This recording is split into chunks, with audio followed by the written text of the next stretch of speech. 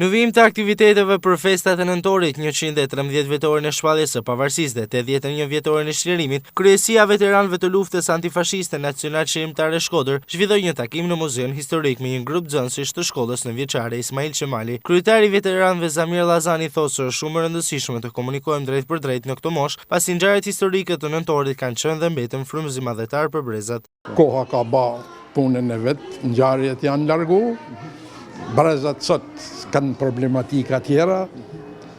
por është shumë e rëndësishme për me ju thonë, sepse Shqipnia që është sot nuk ka kënë kështu si që është. Edhe ato generatat edhe brezat paraardhës kanë kontribu maksimalisht,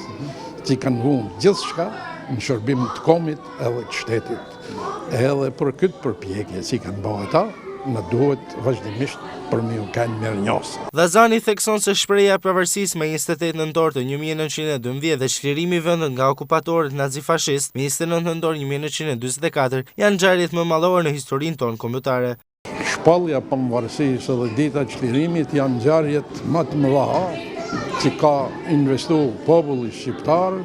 për ekzistencën e tij. Gjatë kësaj rruge, Shqipnia është bë edhe është zhbën 3 herë, nga ato që e kanë bë dhe nga fuqitë armiqësore, që nuk na kanë shoqënuar asnjëherë gjatë këtij rrugtimit, edhe rritja e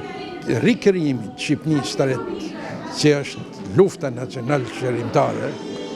në kësaj Shqipnie që kena dhe sot 28.000 kilometra, edhe që kontributi i popullit tonë që rujti integritetin shtetënor, që lufta e popullit tonë, sakrifica e tij, që bani që Shqipnia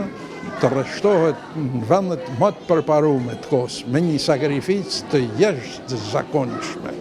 Gjatë këtij takimi u theksua në veçanti kontributi historik që Shkodra ka dhënë për të mbërritur në shpalljen e pavarësisë në Vlorë, ku përfaqësoi nga heroi i popullit Luiç Gurakuqi për krah Ismail Qemalit, si dhe aktiviteti antifashist gjatë luftës së dytë botërore, ku nga Shkodra kanë dhënë jetën rreth 140 heroj dhe dëshmorë.